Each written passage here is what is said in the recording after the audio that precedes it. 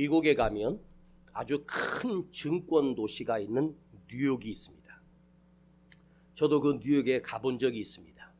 바로 그 옆에 뉴저지에 한인교회 초청을 받아 집회를 인도하기 위해서 거기를 다녀온 적이 있는데, 그 뉴욕시는 어마어마한 화려한 도시지만 그 밖으로 조금만 벗어나면 시골처럼 아주 조용한 마을들이 많이 있습니다. 그 뉴욕에서 약 5km 정도 차를 달려가면 그리니치라고 하는 조그만 마을이 있는데, 이 그리니치라고 하는 작은 마을, 인구가 고작 250에서 300명 정도 사는 작은 동네입니다. 그런데 거기 28 먹은 젊은 화가가 어렸을 때부터 그림을 그리는 걸 너무너무 좋아해서 소질도 있고 그림을 잘 그렸습니다. 그의 이름은 존 씨라고 하는 청년입니다. 이 존 씨 마음속에는 내가 화가로서 정말로 명작을 그리고 아름다운 그림을 그려 앞으로 세계적인 유명한 화가가 되고 싶은 것이 이 존 씨의 꿈이었습니다.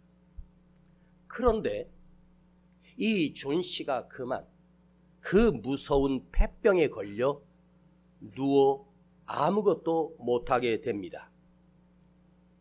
그 폐병이 체력을 떨어뜨리고 기력을 잃어버리게 하며 이 아이가 폐병으로 쓰러져 침대에 누워 있습니다. 침대에 누워 창가를 보니까 창 밖에 바로 앞쪽에 담이 있는데, 그 담을 기어 오르며 그 담에다가 자기의 힘을 실어서 그 담벼락을 올라가는 담쟁이 넝쿨이 자라고 있습니다. 병든 지 한철이 지나고 이 존 씨가 누워서 창밖을 보는데, 그 담쟁이 넝쿨이 담을 따라서 올라가는데 여름이 가고 가을이 오면서 그 담쟁이가 빨갛고 노랗게 물이 듭니다. 그런데 날씨가 조금씩 추워지기 시작하면서 그 무성했던 담쟁이 넝쿨의 이파리가 점점 떨어지기 시작합니다. 조그만 창문 하나로 그 보았던 담쟁이 잎사귀가 수백 개가 보였던 담쟁이가 그 잎이 다 떨어지고 약 20개 정도 남았을 때 이 존 씨가 생각을 했습니다. 생각을 품었습니다. 저 잎이 다 떨어져 버리면 나는 이 세상을 떠날 거다. 매일매일 아침마다 저녁마다 그 침대에 누워 그 이파리 숫자를 세기 시작합니다. 그러다가 어느 날 차가운 가을 날씨에 세찬 바람이 불면서 20개 잎이 거의 다 떨어지고 7개가 남았습니다. 끝까지 붙어있는 그 7개의 이파리를 보면서 나는 며칠 남지 않았구나. 저 잎사귀 7개가 다 떨어지면 나는 죽는다. 그 생각이 그 다음날 아침에 일어나 담쟁이 넝쿨의 잎사귀를 보니까 3개가 남아 있습니다.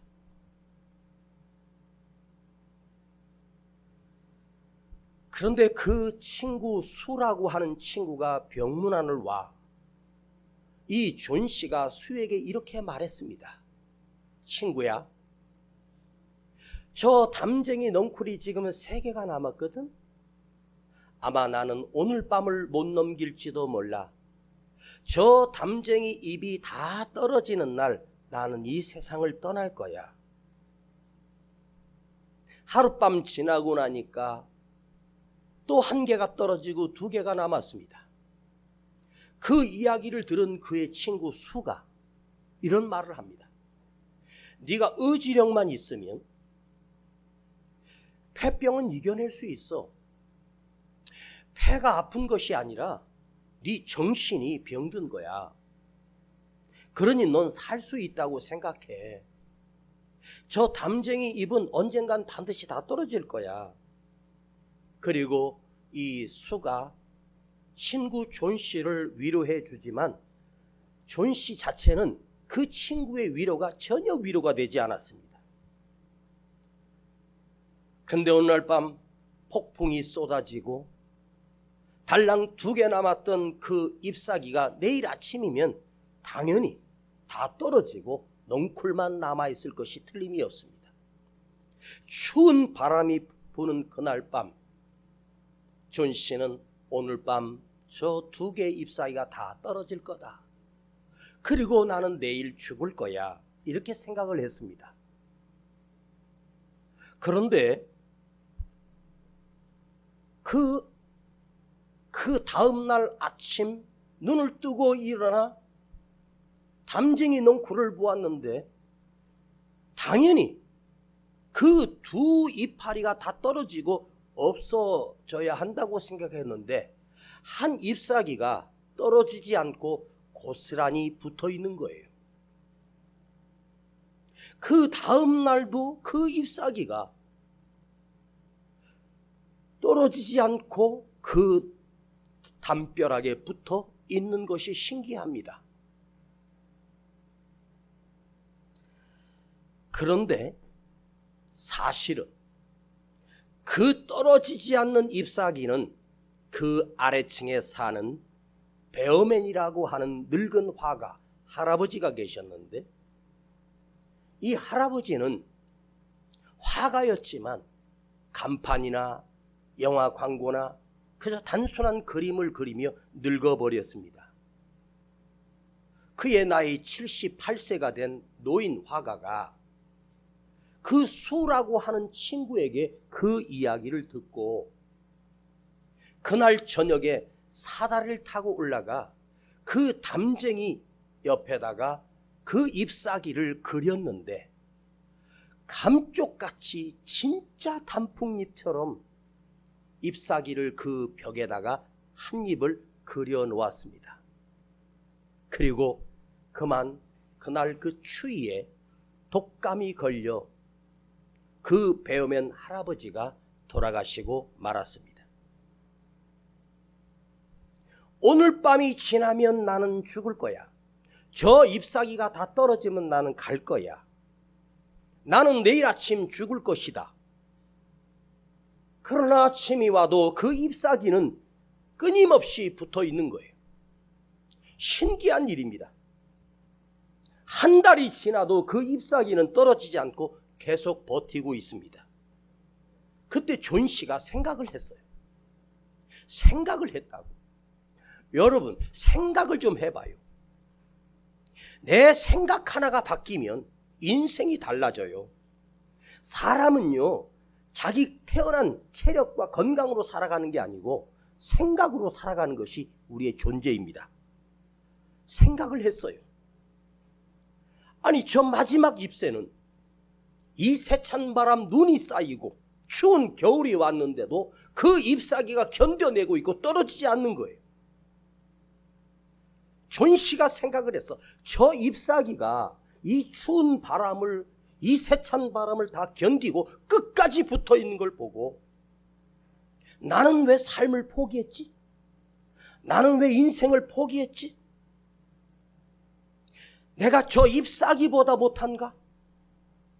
그리고 존 씨가 드디어 용기를 냈습니다.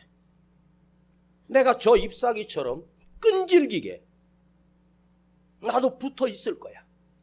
살아남을 거야. 용기를 내기 시작했습니다. 생각을 바꿨습니다. 그는 그 자리에서 굳세게 일어나 다시 음식을 먹고 운동을 하고 치료를 받고 기적같이 그는 그 긴 폐병에서 헤어나와 건강해졌습니다. 얼마 지나지 않아 수가 찾아와 베어맨 할아버지가 돌아가신 이유를 설명해 주었습니다. 그때 이 존 씨가 생각했습니다. 그 사랑 많으신 할아버지가 나를 살리기 위해서 그날 밤 사다리를 타고 올라가 잎새를 그려넣었구나. 여러분, 이게 중요한 거예요. 이게 얼마나 중요합니까? 성탄이 뭐예요? 죽어야 할 나를 주님이 이 땅에 오심으로 벌써 끝나야 할 나를 위해서 그분이 나를 살리시기 위하여 이 땅에 오셨다. 성탄이 뭐예요? 당신이 희생하심으로 세상을 살리는 것. 나 살리기 위해서 한 분이 돌아가셨다. 그 배우면 할아버지가 평생 간판이나 그리고 영화 시시한 그림을 그렸지만 이분은 한 생명을 살리는 멋진 잎새 하나를 그려놓은 그 담벼락에 새겨진 그 나뭇잎 하나가 이 베어맨 화가의 평생의 최고의 명작입니다. 그 단맥 그려놓은 단풍잎 하나가 한 사람을 살렸다. 여러분, 생명을 살려낸 걸작이 됩니다. 여러분, 나뭇잎 하나도, 나뭇잎 이파리 하나라도 인생에게 희망을 주고 소망을 주고 기쁨이 됩니다. 이 이야기는 오 헨리가 쓴 단편 소설 마지막 잎새라고 하는 책입니다. 여러분은 누구를 살려내며 누구를 지켜내며 누구를 도울 수 있는 사람이 되어야 하겠습니까? 성탄절에 우리가 선물을 나누고 하는 그런 좋은 풍습이 있어요. 왜 성탄절에 선물을 교환하고 선물을 주고 베풀까?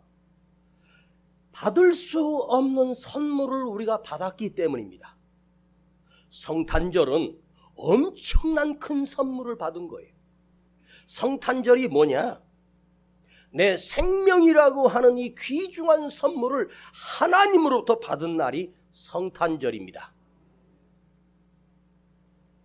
영국의 유명한 심리학자 알프레드라고 하는 박사요 교수인 그가 많은 사람들이 심리적으로 지쳐하고 힘들 때 그를 찾아와 상담합니다.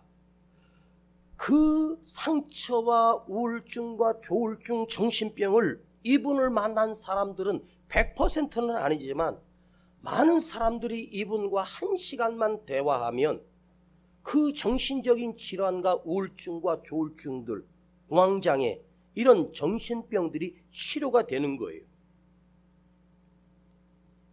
그래서 수많은 사람들이 그분에게 1시간 상담을 하기 위해서 예약을 합니다.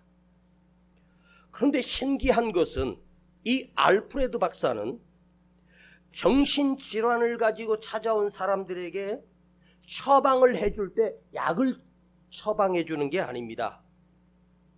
정신병은 수술이 불가능해요. 차라리 어디 암이 있다고 하면 그걸 도려내고 항암제를 맞고 방사선 치료를 해서 완치받을 수 있는데 정신병은요, 뭐 칼로 그냥 싹 도려냈으면 참 좋겠는데 그게 불가능하지 않습니까? 그런데 이 알프레드 박사가 그 찾아온 환자들에게 상담을 해주는데 놀라운 일이 일어났습니다. 처음에 와서 박사님, 난 못 삽니다. 난 죽겠습니다. 힘듭니다. 못 살겠다고 세상을 원망하고 부모를 원망하고 절망적인 사람들이 찾아오는데 이분은 신기하게 그 환자들에게 정말 엉뚱한 처방을 내려주는 거예요. 환자를 붙들고 이 박사님이 말합니다. 그래요, 그 병은 사실 아무것도 아닙니다. 당신은 그 병에 걸린 게 아닙니다. 내가 처방해 줄 수 있는 것은 약을 먹고 그 약물로 인해서 잠깐 그 두려운 마음이 사라지고 마음의 치료가 되는 것이 아닙니다. 내가 당신에게 처방을 내려줄 것이니 그 처방대로 딱 2주일만 그렇게 한번 애쓰고 노력해 보시면 됩니다. 그리고 내가 하는 말을 그대로 믿고 한번 실천을 해보세요. 그러면 당신 병은 고쳐집니다. 내가 수술을 해줄 수 있는 것이 아닙니다. 내가 지금부터 당신에게 하는 질문, 당신에게 하라고 하는 그 처방대로 2주만 해보십시오. 약속할 수 있겠습니까? 그러면 이 환자가 살고 싶어서 박사님이 무슨 말을 하든지 제가 한번 해보겠습니다.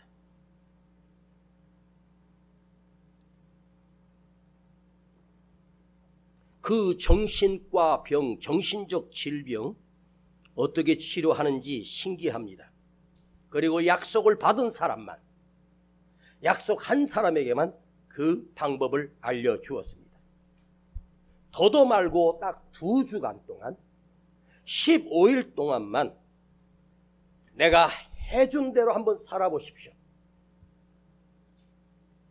매일매일 하루하루마다 아침에 눈을 뜨거든 생각을 이렇게 하세요. 내가 오늘 눈 뜨는 이 하루, 내가 어떻게 하면, 무엇을 하면 다른 사람들이 행복할까? 저 사람을 어떻게 하면 기쁘게 해줄 수 있을까? 이 친구들을 내가 어떻게 행복하게 해줄까? 그것만 생각하세요. 내가 어떻게 하면 그대를 기쁘게 할 수 있을까? 오직 그 생각만 해라. 그리고 메모지에다가 그 몇 글자 아니지만 내가 어떻게 하면 저 사람을 기쁘게 해줄 수 있을까? 어떻게 하면 저 사람을 행복하게 해줄까? 나 자신은 절대 생각하지 마라. 내 입장은 전혀 제껴두고 남을 위해서 어떻게 하면 기쁘게 해줄 수 있으며 선물을 주며 말 한마디라도 내가 기쁘게 해줄 수 있는 말이 무엇일까를 골똘히 생각하고 작은 말 한마디라도 그 사람에게 기쁨을 주는 말, 위로해 주는 말, 평안을 주는 말, 이거 아무것도 아닌 것 같죠? 굉장히 중요한 거예요. 정말 중요한 거예요. 내 가까이 있는 가족이나 친구들이나 나와 접하고 있는 모든 가까운 사람들에게 나를 위해 살지 말고 그 사람을 위해서 무엇으로 기쁘게 해줄까? 여러분, 내 주머니에 있는 돈을 빼서 그 사람에게 주는 것도 기쁘게 해줄 수 있지만 그 받는 순간 그 은혜는 사라지지만요, 말 한마디라도 위로해주고 칭찬해주고 격려해주는 말, 그걸 생각하고 생각하면서 실천을 해보세요. 그렇게 미운 사람에게도 고맙습니다. 축복합니다. 사랑합니다. 나 같은 것을 이렇게 챙겨주시니 너무너무 고맙습니다. 당신 덕분입니다. 당신의 은혜로 내가 살아왔습니다. 이제 와보니 모든 것이 감사했습니다. 그 사람이 기쁠 수만 있다면 내가 어떤 희생을 하더라도, 내가 어떤 손해를 보더라도 한번 실천해 보세요.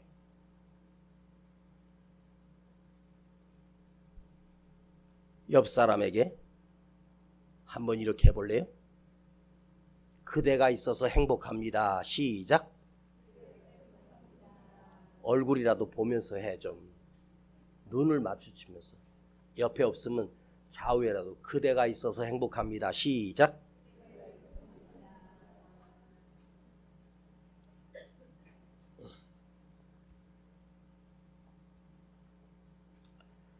이렇게 간절한 마음으로 딱 2주를 그렇게 살아봤습니다. 남을 기쁘게 하겠다. 남을 행복하게 해주겠다. 그 생각을 품고 내 입에서 그렇게 삶을 2주 동안 살았는데 신기한 일이 일어났어요. 그 오랫동안 우울증으로 정신병으로 고통스러웠던 내 자신이 기쁨이 생기기 시작했습니다. 딱 2주 만에, 아니 3일 만에 벌써 내 안에 감지가, 행복이 생기기 시작합니다. 여러분, 우리 인간은요, 뭔가를 누구에게 받으면 행복할 것 같지만 그 받은 것은 평생 빚이 되는 거예요. 베풀고 나누고 사랑의 말을 전달해주고 축복의 말을 전달해주므로 놀라운 일이 일어나는데, 내가 누구를 축복할 때 그 빌었던 축복이 100배가 돼서 나에게 돌아와요. 아시겠습니까? 우울증의 시작을 가만히 보면 이기적인 병이에요. 이게 자기밖에 몰라. 여러분, 나에게 집착하고 자기만 생각하고 내 생각만 하고 자기 이득을 위해서 사는 사람처럼 슬픈 사람이 없습니다. 그리고 그렇게 사는 사람이 잘 될 것처럼 절대로 잘 안 돼. 베풀고 나누면 그것이 복이 돼서 나에게 돌아와요. 참, 말이라는 게요, 하나님께서 우리에게 언어의 축복을 주셨어. 이 한심한 인간아, 아유 저 빙신 저거, 어떻게 너는 너만 아냐? 남에게 도울 줄도 모르고. 자, 이렇게 누군가가 나를 보면 내가 그런 인생으로 살아왔어. 울타리를 치고 문을 걸어 잠그고 그 속에 들어가 자기 세계에 빠져버리면 이게 바로 이기적인 우울증입니다. 다른 사람을 존중하고 기쁘게 하고. 여러분, 교회 주일에 한 번씩 와서 보는데 좀 인사 좀 하면 모가지가 부러집니까?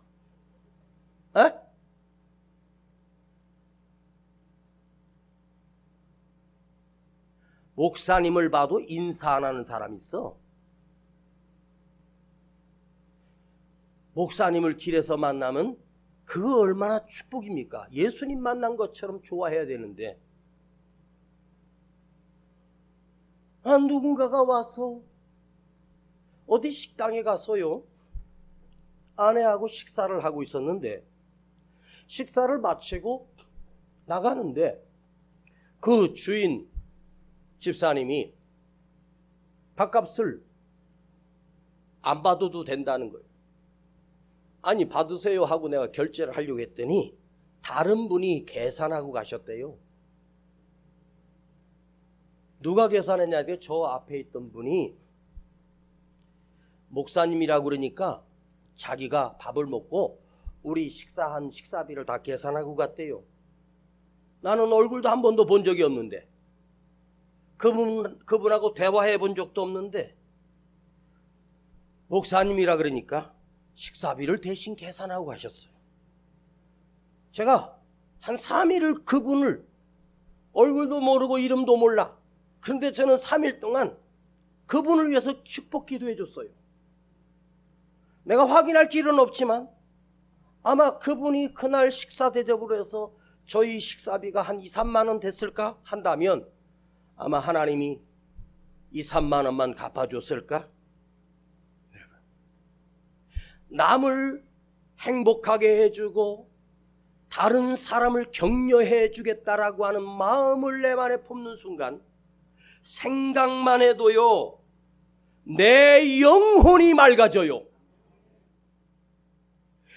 나만을 위해서 내가 가져야 되고 이득을 봐야지 하는 순간 내 영혼이 어두워져요.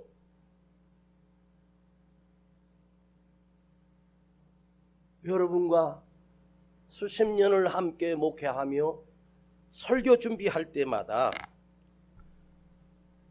어떤 좋은 말씀을 할까? 어떤 깊은 설교를 해볼까? 얼마나 깊은 설교를 많이 했겠습니까? 그런데 제 안에 핵심이 하나 있어요. 이 말씀을 준비할 때 우리 성도들의 얼굴들이 스쳐 지나가요. 이 말씀을 듣고 얼마나 행복할까? 이 말씀을 듣고 얼마나 기뻐할까? 그 생각을 하면 피곤이 사라지고 그 힘든 준비하는 시간이 저에게는 행복해집니다. 목사가 목회를 하고 말씀을 준비할 때마다 우리 성도들이 이 말씀을 듣고 행복하고 즐겁고 살아나고 그 영혼이 맑아지고 그 안에 믿음이 깃들고 그걸 생각하면 저는 밤을 새도 피곤하지 않습니다. 여러분이 행복했으면 담임 목사인 저는 그것으로 충분합니다. 단 여러분에게 더 이상 바라는 게 없어요. 믿음을 지키다가 진짜 믿음을 지키다가 우리가 세상을 떠날 때 주님 앞에 가는 것, 이것이 최고의 은혜요 축복입니다. 오늘 103편 시편은요, 다윗이 나이 많아 늙어서 자기 인생을 돌아보며 간증하며 내가 경험했던 하나님, 내가 만났던 하나님을 찬양하는 그런 노래입니다. 그 전에는 굴곡도 많고 어려움도 많았는데 삶을 다 살고 하나님 앞에 가기 전 하나님을 생각하니 내 영혼이 하나님을 찬양합니다. 송축합니다. 감사합니다. 여호와를 송축하라. 온 마음을 다하여 여호와를 높이라. 송축하라. 모든 은택을 잊지 말지어다. 다윗이 우리에게 이 말씀을 남기면서 내가 평생 하나님과 동행하며 살았는데 내 인생 가운데 최고의 가치 있는 시간이 여호와 하나님을 만났던 사건들, 하나님이 도우셨던 은혜들, 이것보다 더 큰 것이 없었다. 그러니 오늘 사는 오늘 우리에게 이렇게 다윗께서 우리에게 말씀을 유언하셨는데 하나님을 만난 인생만큼 복된 것이 없단다. 하나님의 크신 은혜를 잊지 말지어다.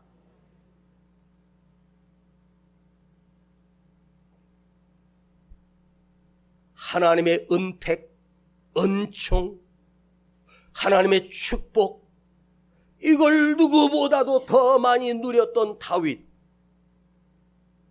오늘 여러분 축복합니다.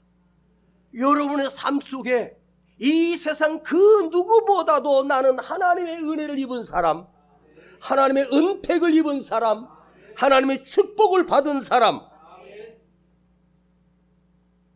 나는 받은 게 없는데, 저들의 하나님은 계셔도 나의 하나님은 없었는데 늘 나는 저주받았고 나는 비참하고 나는 고립되고 나는 병들고 그렇게 생각하시면 그분이 보내주신 그 은총이 오다가도 멈춰요.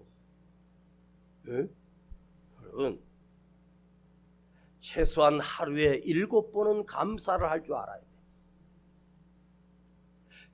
식사할 때 3번 식사할 때 감사하는 거 말고 내 삶에 내려주신 한 해 동안 부어주신 하나님의 은혜를 여러분 감사할 줄 알아야 돼요. 제가 언젠가 하나님 앞에 엎드려 눈물로 기도한 적이 있었는데 나 자신을 돌아보니까 나는 자격도 없고 의도 없고 너무너무 부족한데 하나님 앞에 섰을 때마다 내가 너무나도 악하고 더러운 죄가 생각나 회개하며 기도하면 그때 주님의 음성이 들리는 거예요.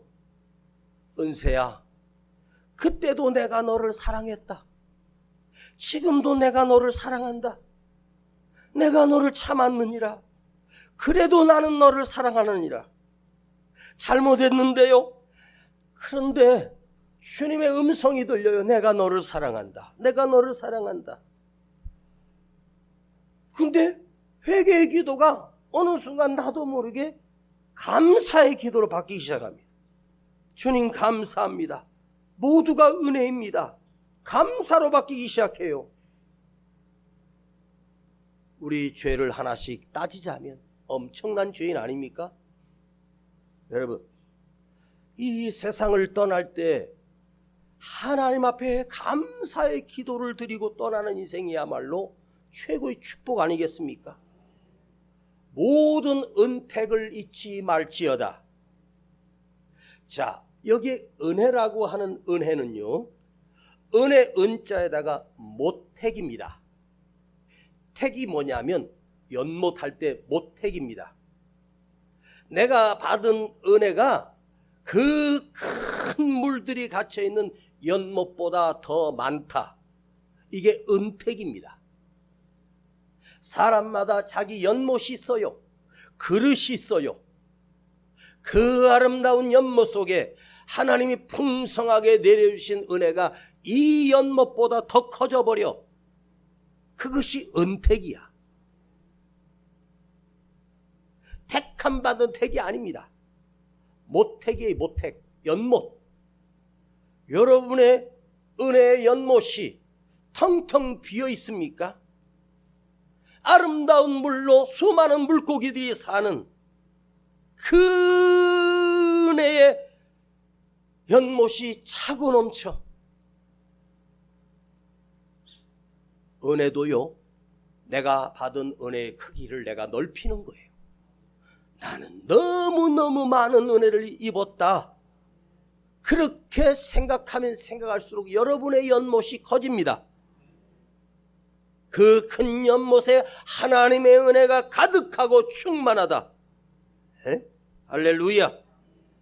그런데 이 은택이라고 하는 이 단어를 히브리어로 찾아보니까 아쉐리라고 하는 말입니다. 아쉐리. 그런데 이 아쉐리가 뭐냐면 감사하다, 축복이다, 기쁘다, 그런 뜻이에요. 아쉐리. 이 쉐자가 쉐마할 때 하나님으로 인하여 나는 즐겁다, 하나님으로 인하여 나는 기쁘다, 하나님으로 인하여 나는 행복하다. 이게 바로 아쉐리예요. 여러분, 내가 노력해서 사는 게 인생이 아닙니다. 발버둥 친다고 잘 되는 게 아닙니다. 여호와의 은택이 있어야 돼. 보이지 않는 손인데, 보이지 않는데 역사하신 하나님의 손. 4절을 보면 인자와 긍휼로 관을 씌우셨다. 법적으로 따지는 것이 율법이 아닙니다. 은혜가 있었다. 성공했다, 실패했다가 아니야. 얼마나 내 안에서 하나님의 은혜를 느끼고 하나님의 은혜를 누리고 살았느냐. 사랑하는 우리 성도 여러분, 마지막 메시지는 이렇게 하고 또 내일 성탄절에는 예수님이 어떻게 탄생하셨는지를 설교할 건데, 여러분에게 이 말씀을 드리겠습니다. 내가 이룬 것이 아무것도 없어. 내 자격으로 얻은 것이 아무것도 없어. 그런데 돌아보면 내게 하나님의 풍성한 은혜가 너무너무 많다. 한번 여러분이 생각을 해보세요. 나는 받은 은혜가 없어 라고 생각하는 사람이 있고, 받은 은혜가 있긴 있는데 조금 있어 하는 사람이 있고, 어떤 분은 그 받은 은혜가 풍성하게 느껴지고 놀랍게 느껴지는 사람이 있습니다. 여러분은 어디에 속하셨나요? 받은 은혜가 하나도 없습니까? 무슨 은혜가 무슨 은혜야, 나는 저주받았지, 그렇게 생각을 하십니까? 답이 없습니다. 노답. 그렇게 흘러가요. 내 안에 받은 은혜가 너무너무 무궁하며 그 끝을 알 수도 없고 볼 수도 없는 놀라운 은혜가 있다고 여러분 입으로 외치고 고백하세요. 한량없는 은혜를 누리고 살았고 또 앞으로 풍성한 하나님의 은총을 내가 누리게 될 것을 기대하며 사십시다.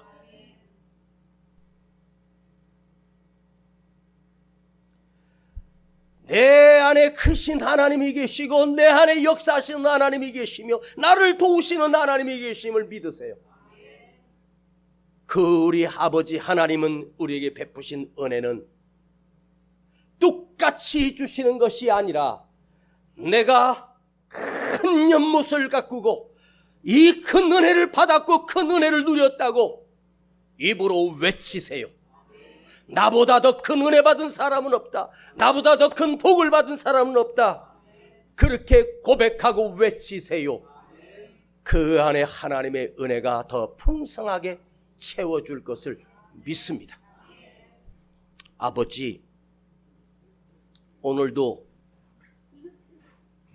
이 한 해가 저물어가며 우리를 돌아보게 하시니 감사합니다. 주의 크신 은혜가 날마다 함께 하셨고 놀라운 은혜가 내 삶을 운행하셨고 역사해 주셨습니다.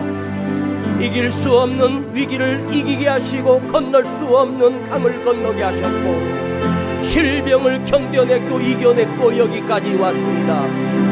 오늘 그 하나님의 운행하심이 하나님이 함께 하심을 내 가슴으로 느끼고 돌아가게 하여 주옵소서. 우리 주 예수 그리스도의 이름으로 기도하옵나이다. 아멘. 주여 기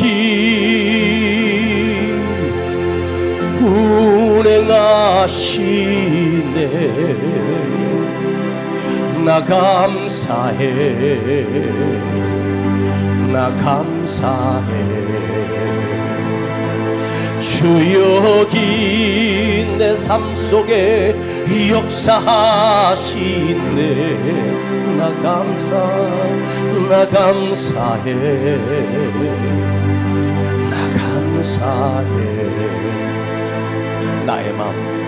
나의 맘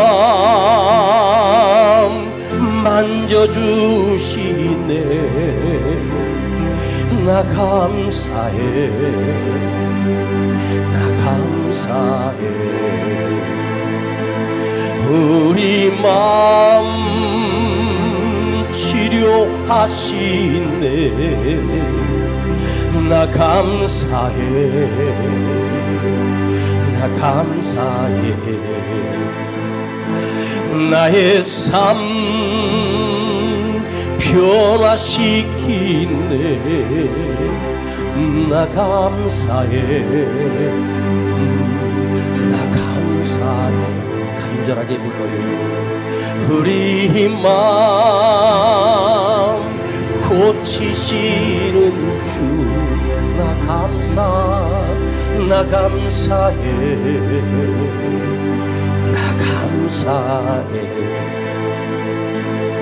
큰 길을 만드시는 주, 큰 기적을 행하시는 주, 주는 나의 하나님. 약속을 이루시는 주, 어둠 속에 빛이 되시는 주는 누구? 나의 하나님. 우리 이 시간 하나님 앞에 정성을 다해 예물 드립니다. 주여 기 운행하시네. 나 경험해, 나 경험해, 나 경험해. 주여 기 역사 나 느껴져, 나 느껴져, 나 느껴져. 나의 맘 만지시는 주, 나 두려워, 나 두려워, 나 두려워. 나의 맘 치료, 나의 맘 치료하시. 나 평안해, 나 평안해, 나 평안해. 큰 길을 만드시는 주, 큰 기적을 행하시는 주, 주는 나의 하나님. 우리 다같이 일어나요. 약속을 이루시는 주, 어둠 속에 빛이 되시는 주는 나의 하나님, 나의 하나님, 나의 하나님, 나의 하나님, 나의 하나님, 나의 하나님, 나의 하나님. 나의 하나님이 오늘 우리 안에 들어오셨어. 지금까지 인도하신 그 놀라우신 하나님의 은혜가 내 삶 속에 은택을 주시며 놀라운 은총을 주시며 또 살아가야 하는 내 삶 속에 더 아름답게 펼쳐질 수 있도록 나는 누구보다 더 큰 은혜를 받았으니 하나님의 은택을 입었고 하나님의 축복을 입은 인생이라고 내 입으로 고백하며 기도해야 합니다. 이제는 여러분 1대1로 하나님 앞에 다윗처럼 노래할 수 있기를 원하며 나보다 더 큰 은혜를 받은 사람은 없어, 나같이 하나님의 능력을 누린 사람은 없어, 놀라운 하나님의 은택을 입었다고 여러분의 입술로 찬양하며 기도하기를 원합니다. 이제 주님과 나의 1대1 시간입니다. 1대1로 주님을 만나는 시간을 여러분에게 드리겠습니다. 내 입을 열어 주님 앞에 기도하세요. 주님을 향하여 우리 함께 기도하십시다. 오 주님, 감사합니다. 여기까지 인도하시고 너무나 많은 은택과 은총을 허락하여 주셨습니다. 너무 크신 은혜를 내가 누렸고 받을 수 없는 사랑과 받을 수 없는 은혜를 내 삶에 부어주셨습니다. 아버지께 감사드립니다. 여호와를 송축합니다. 아버지 하나님을 찬양합니다. 이보다 더 큰 은혜가, 이보다 놀라운 은혜가 나에게 없습니다. 나도 누군가를 위해서 살게 하시고 다른 사람을 기쁘게 하며 다른 사람을 기쁘게 하며 즐겁게 하며 내 손을 내밀게 하시고 하나님을 찬양하기를 원합니다. 주여, 우리에게 아름다운 성탄을 주시고 주님이 땅에 오셔서 우리를 축복하시며 살려주신 그 은혜를 감사합니다. 누구보다 더 큰 은택을 입었고 누구보다 더 큰 은총을 나는 받았습니다. 아버지 감사합니다. 내 연못에 하나님의 은혜로 풍성하게 하시고 하나님의 사랑으로 풍성하게 하시고 아버지 하나님의 축복으로 풍성한 나의 연못이 되게 하옵소서. 주여 감사합니다. 오늘 나를 치료하여 주시고 회복시켜 주시고 살아나게 하옵소서. 주님 이곳에 운행하여 주시고 주님 이곳에 역사하여 주시옵소서.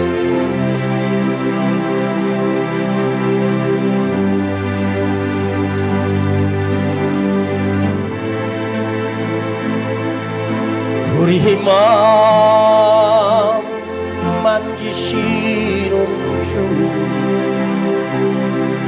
나 평안해, 나 평안해. 나의 마음 만지시는 주,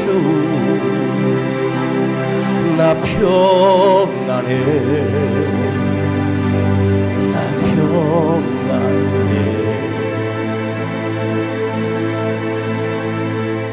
아버지 감사합니다.